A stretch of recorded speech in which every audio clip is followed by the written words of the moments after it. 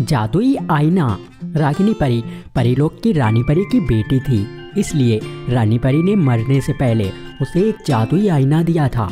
उस आईने के पास जो भी आए तो उस आईने की जादुई शक्तियाँ उस परी के अंदर आ जाती थी।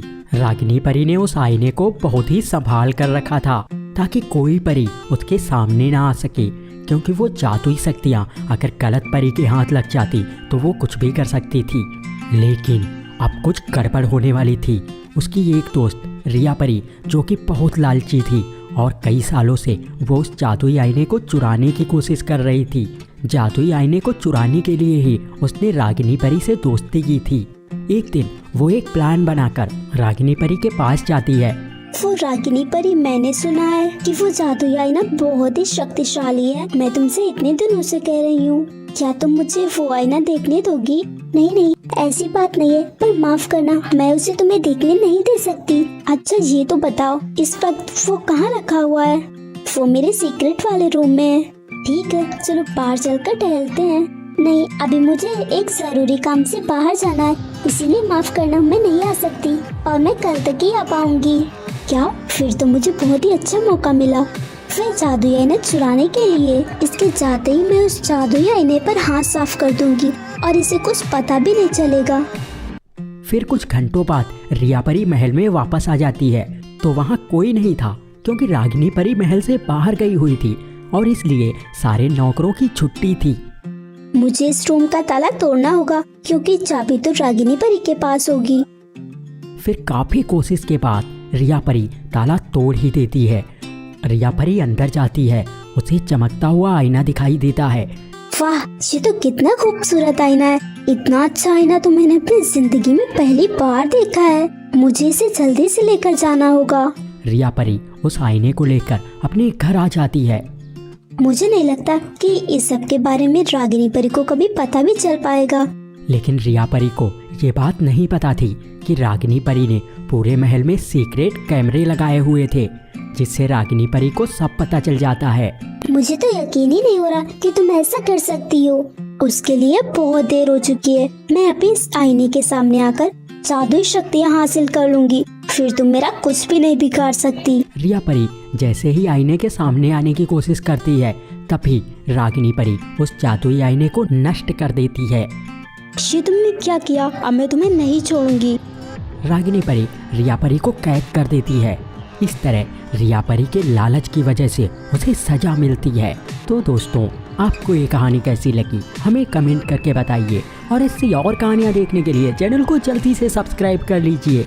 तब तक के लिए आप हमारे ये वाले वीडियो भी देखिए। जादुई कद्दू का घर। परीलोक में बसे एक छोटे से गांव में त्रिशा परी रहती थी। क्योंकि कुछ साल पहले उसके मम्मी पापा की मौत हो चुकी थी, इसलिए वह कुछ अनाथ परियों को अपने घर में रख लेती है और फिर सभी खुशी से मिलकर रह रही थी। तभी अचानक एक दिन त्रिशा परी के चाचा गांव से आते हैं।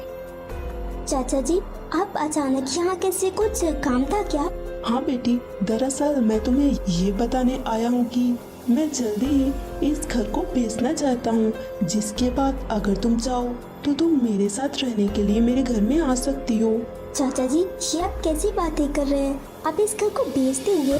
पर ये घर तो मेरा है ना, फिर आपका हक कैसे बनता है कि आप मेरे घर को बेच दें? तुम अभी इतनी भी बड़ी नहीं हुई हो कि मुझे बता सको क्या गलत है और क्या सही। और वैसे भी तुम मेरे साथ इसलिए नहीं आ रही ना क्योंकि ये अनाथ परियां तुम्हारे साथ हैं, पर ये तुम्हारे यहाँ रहने से पहले कैसे रहती थी वैसे ही रह लेंगी। मैं अभी इन दोनों को इस घर से बाहर निकाल देता हूँ। नहीं, आप इन्हें घर से बाहर नहीं निकाल सकते। आपको ये घर चाहिए ना? ठीक है, हम अभी इस घर से चले जाते हैं। मैंने सोचा भी नहीं था कि आप इतने ज्यादा बेईमान होंगे। त्रिशा परी उन दोनों परियों को लेकर उस घर से चली जाती है। दीदी, आप हम सबके साथ क्यों आई? हमें हमारे हाल पर छोड़ देती तो कम से कम आप अपने चाचा के साथ तो रहती। तुम उसकी चिंता मत करो, मैं हमेशा तुम लोगों के साथ रहूंगी। चाहे कुछ भी हो जाए, मैं तुम लोगों का साथ कभी नहीं छोड़ूंगी। अब हम कहाँ रहेंगे? हमारे पास और कोई घर भी तो नहीं है। तुम लोग उसकी चिंता मत करो, हम कुछ ना कुछ कर ही लेंगे। फिर वह कुछ दूर चलती हैं, तभी रास्ते में उन्हें एक कद्दू पड़ा हुआ दिखाई देता है। जैसे ही वह उस कद्दू के पास जाती है तो वह कद्दू एक विशाल कद्दू के रूप में बदल जाता है और बोलने लगता है, तुम सभी चिंता मत करो और तुम्हें अब कोई घर ढूंढने की जरूरत नहीं। मैं एक जादुई कद्दू हूँ और मैं एक घर के रूप में बदल जाऊंगा जिसमें तुम सभी लोग रह सकती हो। त्रिशा परी, मुझे तुम्हारे बारे में सब पता है। तुम बहुत ही अच्छी हो और हमेशा सबकी मदद करना जानती हो। तुम जैसे लोग इस दुनिया में बहुत ही कम हैं, इसीलिए आज के बाद तुम लोगों की जिंदगी में कभी कोई दुख नहीं आएगा। तुम लोग इसी घर में हमेशा रहोगी और तुम्हें जितनी भी जरूरत की चीजें चाहिए वे सभी तुम्हें इसी घर में मिलेंगी। आपका बहुत बहुत धन्यवाद। हम आपका ये एहसान कभी नहीं भूलेंगे। हम तो बस घर ढूंढ रहे थे और आपने तो हमें जादुई घर दे दिया। फिर वह कद्दू एक घर के रूप में बदल जाता है और फिर वह सभी परियां उसी जादुई घर में रहने लगती हैं। सो फ्रेंड्स, अगर आपको ये कहानी अच्छी लगी हो तो वीडियो को लाइक कीजिए, चैनल को सब्सक्राइब कीजिए और हमें कमेंट करके ज़रूर बताएं कि आपको कहानी कैसी लगी। जलपरी का जादुई ताज। परीलोक में एक जलपरी अपनी मौसी के साथ रहती थी। कुछ साल पहले ही उसके माता पिता की मृत्यु हो गई थी। उसके माता पिता की मौत के बाद उसकी मौसी उसे अपने घर ले आती हैं और वो उसका ख्याल उसकी माँ से भी ज़्यादा रखती हैं।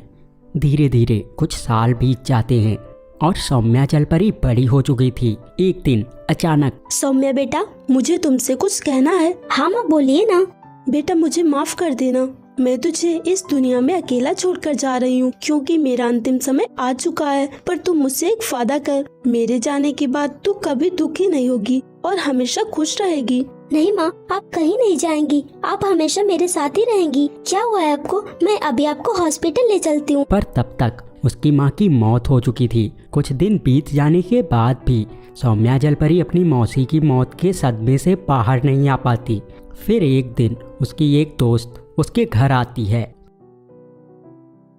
सौम्या परी, मुझे तुम्हें एक जरूरी बात बतानी थी। वो तुम्हारी माँ ने कुछ समय पहले मेरी माँ से ढेर सारा कर्जा लिया था क्योंकि वो कर्जा चुकाने से पहले ही चली गई। इसका मतलब है कि तुम्हारा घर अब मेरी माँ का हुआ और इसीलिए अब तुम्हें इस घर को छोड़कर जाना होगा। ये तुम क्या कह रही हो? पर माँ ने तो मुझे इस बारे में कभी नहीं बताया। शायद वो तुम्हें दुखी ना देखना चाहती हो, इसीलिए उन्होंने ऐसा किया। पर मेरे पास एक रास्ता है।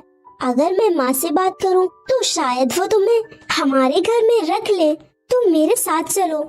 सौम्या जलपरी की दोस्त जाकर अपनी माँ को सारी बात बताती है। कहीं तू पागल तो नहीं हो गई है? तुझे क्या लगता है मेरा घर कोई अनाथ आश्रम है जो मैं भूले भटकों को अपने घर में रख लूं?